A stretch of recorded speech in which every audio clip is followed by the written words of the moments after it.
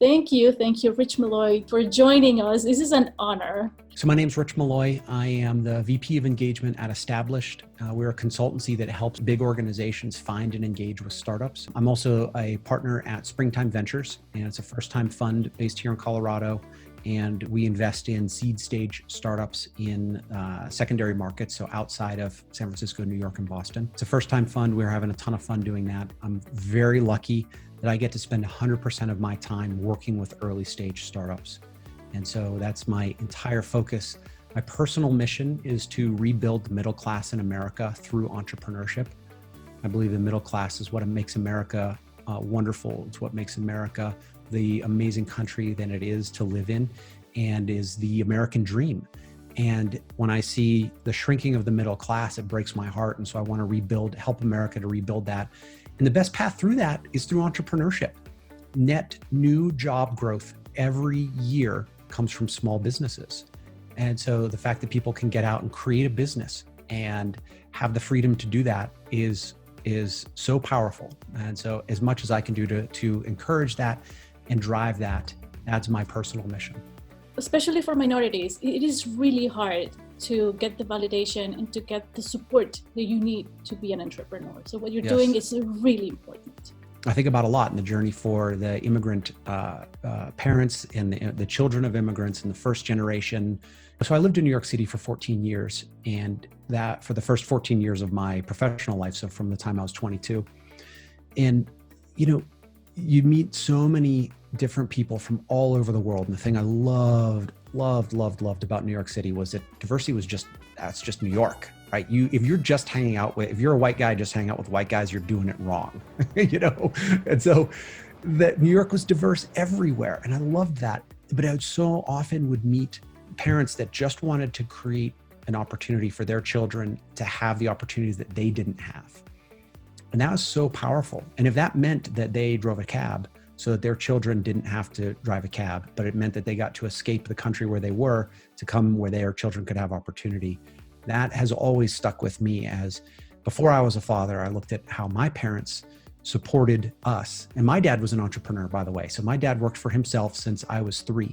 And there were times when it was hard and where even as a kid, you understood what it meant to be short on cash, or to have a bad month, or have a client owe you, or have somebody take you to court and you're in the right, but you have to defend yourself. And these are struggles that I remember my parents going through, as my dad working for himself to a point where he was successful, put 4 kids through private college. I know, and then enjoys a great retirement. But that sort of me is the model of being a parent, and that entrepreneurship creates that additional opportunity. Seeing your children become an entrepreneur is seen as in a more positive light than it ever was before. I'll share a huge mistake and the 2 learnings from that, and the massive time gap between those 2 learnings and why that's important. So actually right after college, I had cancer, and so I had to go through testicular cancer when I was 22. But luckily it was super short, boom, boom, boom, surgery, chemo, surgery. I was done in 6 months. It was a whirlwind, but it gave me an additional year to network and get my dream job. My dream job was at an investment bank at Wall Street in a 2-year program. It was the show as far as I was concerned. That was the major leagues, and I had made it. And I went to a small school that most people hadn't heard of and didn't have a big alumni network in New York. And I just networked my tail off to get that job. And 5 months into that job, I got fired. And I got fired for accidentally sending a joke email to the wrong person. It was during a time when it was one of the first kind of reckonings that Wall Street had with blatant sexism. And so I'd sent an off-color joke, and I'd sent it to a managing director, which is way up the food chain, instead of the administrative assistant 2 cubicles over. So I lost my dream job. I was out carrying a box of stuff, being escorted by security shortly after sending the email, a matter of days. It rocked me. So I think that the lesson there was that I always just thought that I could get away with things. And this was a cold, hard slap of reality saying, you're in the real world. You can't just like talk your way out of this. Like you can't get away with things. Like there are rules and you need to play by the rules in some cases, but there are some rules that you can't break. And if you do, you have to pay the consequences. And there were consequences to that action. Since I grew up in a household with an entrepreneur, my dad as the role model for that, I always felt comfortable being able to move into other jobs and move into other careers and job hunts and come up with consulting businesses or whatever. And I landed on my feet and I bounced around, and I had another career in corporate finance then, and then a career in sales. And then my third career is in startups. And so that's all well and good. But the real big lesson here that it took me 20 years and some therapy to get through was that I never forgave myself for that mistake. And I carried that around for 20 years. And I didn't need to. I didn't need to carry that around. And I didn't need to think of that and feel bad about myself. That I could look at myself and I could think about that and be like, oh, well, too bad. That happened. I messed up and that's what happened. Instead, I was looking at it as, oh man, there was the rich finance path, and then there's the rich path that I'm on, and they're very different paths. And I think about that other rich and that path that rich is on, and what direction is that rich Maloy going? That was regret. And that regret was preventing me from being my full self. That to me, I think is the real lesson here is can you forgive yourself for the mistakes that you have made? And can you allow yourself to move past those mistakes so that you're not closing your world off? And it took me 20 years to learn it. And so I hope that people listening to this can learn that lesson from that mistake a lot sooner than I did. If you're not failing, you're not pushing, and you're not learning. And so, look, there's ways that you can learn just by reading things. But the best lessons are when you get out and take action. If you're not getting out and trying things and practicing things and putting things into practice, then you're not going to have that experiential learning.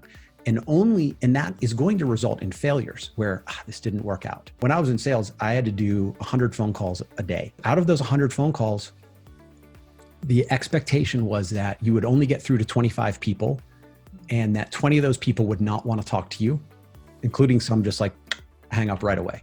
And then you would have 5 conversations and you would get to meet with one person. That's a 99% failure rate every single day of your job. I stuck with it, and it took 7, maybe 8 months of grinding it out until all of a sudden it clicked. And when it clicked, it was like a tidal wave. And all of a sudden I had 3 regular customers that wanted to hire. So I was in tech staffing, and they wanted to hire programmers from me all the time. And then it just kept coming and coming and coming. But it was a waterfall, right? I just kept rowing and rowing and rowing until boom, all of a sudden it just all fell, and it just all fell into place. But it took grinding and lots of failure, and just being comfortable with that, and celebrate the little successes. And the little success is that somebody actually talked to you and treated you like a human instead of hanging up on you. And I ended up being a President's Club level salesperson for multiple years at that firm, and being the top 10 in the world, being top 7 and top 8 in the world for that company for a number of years. I can't emphasize enough self-compassion and finding the path to that for yourself. Because if you don't have that self-compassion and you make a mistake, then what happens? Then you're beating yourself up about that mistake. You feel worse about yourself, or you blame it on other people, and you feel worse about other people, right? And it starts to close off your world, where now this section is closed off, and I'm not going to do that because that was a mistake. And then I'm not going to do that because that was a mistake. And I'm not going to do that because that was a mistake. And now all of a sudden you've got this tiny little, pinhole that you have to look through, that you see the world through, because everything else was a mistake, right? But if you can love yourself, and if you can have that self-compassion, and to look at that mistake and go, oh, this is the thing that I learned from it, and you flip it, and it opens that back up. And it opens it back up for yourself as well. And you allow yourself to get out and make mistakes, and to learn new things, and to see the world again with a fresh set of eyes. We go through life and don't realize the impact that we have on people, or that we have the opportunity to have an impact on people. And as much as people can, remember that and have a positive and, strive to have a positive impact on people, I think that we would all be living in a better world.